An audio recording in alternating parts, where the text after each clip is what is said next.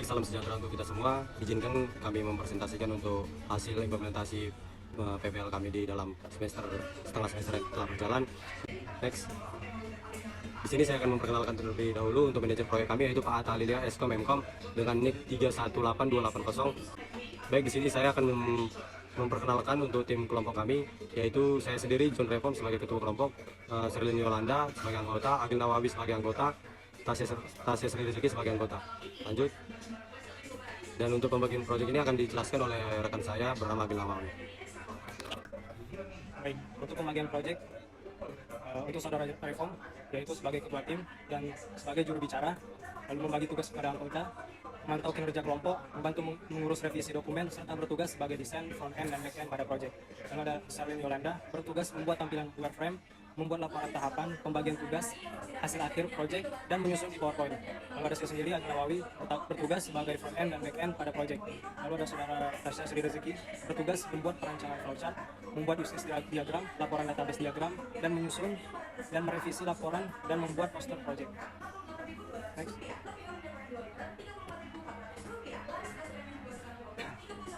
Lalu di sini saya akan menjelaskan secara umum proyek kami, yaitu aplikasi web untuk brand clothing, yang mana platform digital yang mempermudah pengguna dalam menjelajahi, membeli, dan mendapatkan informasi tentang produk fashion. Aplikasi ini dapat mencakup sebagai fitur yang mendukung pengalaman belanja fashion yang menyenangkan dan efisien, serta mempermudah interaksi antara brand dan pelanggan. Next. Lalu ini adalah presentasi pencapaian proyek kami. Untuk perancangan kami sudah 100%, lalu ada desain 80%, dan untuk implementasinya baru 40%. Next. Perancangan proyek. Perancangan ini menggambarkan tahapan pembuatan sebuah website untuk menjual produk fashion dan membangun brand online. Proyek ini dibagi ke dalam 4 fase utama, yaitu perancangan, analisis dan desain, implementasi, dan maintenance. Lalu di sini adalah software yang kami gunakan untuk proyek kami. Pertama, programming language, kami menggunakan Laravel dan Django. Lalu toolsnya kami menggunakan Visual Studio Code. Web server kami gunakan Laragon, database-nya MySQL. Dan untuk editor kami menggunakan Canva, CorelDRAW, Draw.io, dan Figma. Lalu selanjutnya akan dijelaskan oleh rekan kami, Sherlyn Yolanda. Baiklah, saya akan menjelaskan bagian use case. Diagram ini menunjukkan interaksi antara 3 aktor utama dalam sistem, yaitu pelanggan, aktor, admin, dan pemilik. Selanjutnya yaitu diagram web. Pada diagram ini menunjukkan struktur website yang terdiri dari 5 menu utama. Yang pertama itu member, memiliki fitur login, daftar member, daftar keuntungan, tujuan untuk proses masuk customer ke dalam komputer, aplikasi situs web, atau layanan online. Yang kedua shop, memiliki fitur kaos, jaket, celana, aksesoris. Itu bertujuan sebagai platform yang digunakan untuk memungkinkan penjual dan pembeli bertransaksi dari mana saja. Yang ketiga itu jurnal.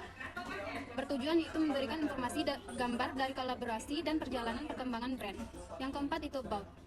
Bertujuan sebagai tempat penunjang branding, menginformasikan profil bisnis untuk para pelanggan, dan emotional engagement. Yang kelima itu home, memiliki fitur shop, jurnal, dan about. Selanjutnya yang akan dijelaskan oleh Tasya.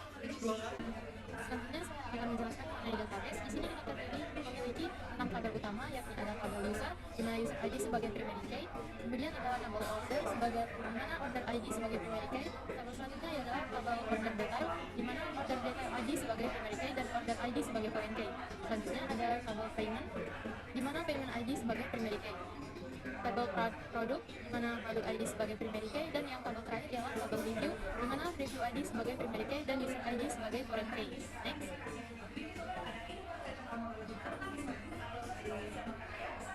Selanjutnya ialah mengenai backlog text history. Di sini terdiri dari beberapa tahapan, yakni tahapan pertama ada tahap perencanaan untuk menyusun RPP. Selanjutnya tahap UI UX web untuk membuat desain brand coding dengan menggunakan Figma. Selanjutnya adalah tahapan proposal untuk membuat dan menyusun proposal yang menyangkut dengan web brand coding, mulai dari perancangan dan apa saja yang dibutuhkan untuk web. Tahapan terakhir ialah implementasi, di mana di sini kita membuat repository brand code serta melakukan cloning repository dan melakukan penginstalan dan konfigurasi pada Laragon sebagai toolkit atau alat bantu, dan men-setting backend dan setting API. Baik, di sini saya akan menjelaskan untuk bagian tampilan desain, wireframe, dan juga mockup. Di sini teman-teman bisa melihat untuk tampilan wireframe itu sendiri sudah kami susun secara terstruktur untuk membantu kami dalam implementasi frontend ataupun implementasi codingan yang akan kami lakukan ke tahap berikutnya. Baik. Di sini teman-teman bisa melihat untuk tampilan mockup dari bagian shop atau bagian keranjang yang telah kami susun. Kami juga mengambil beberapa contoh untuk bagian tampilan mockupnya, yaitu tampilan jurnal, bagian profil, dan bagian untuk navbar dan footer. Dalam kendala dan solusi yang kami alami, yaitu kendalanya tentu saja waktu yang tidak konsisten dikarenakan kami adalah kelas industri di mana sebagian waktu kami adalah bekerja dan kami mengambil waktu malam untuk melakukan jam kuliah, sehingga kami sedikit kesulitan untuk mengatur waktu yang konsisten dalam mengerjakan proyek. Solusi yang kami lakukan yaitu menyesuaikan waktu untuk kelompok dan menyesuaikan waktu terhadap teman-teman kami yang melakukan pekerjaan secara shift. Kendala kedua yaitu kurang paham teknologi. Dengan kami memberikan solusi untuk kendala ini, yaitu kami mempelajari dari dokumentasi yang telah dilakukan terlebih dahulu oleh para senior atau tutorial yang telah terdahulu dialami oleh para senior. Untuk kendala ketiga itu banyak bug dan error. Banyak bug dan error ini adalah kendala paling formal yang terjadi dalam programming pemula, sehingga kami melakukan solusi untuk membaca pesan lebih baik, membaca pesan error dengan teliti, mencari solusinya dengan cara menyesuaikan dengan alternatif yang telah tersedia seperti melihat tutorial ataupun alternatif lainnya. Next.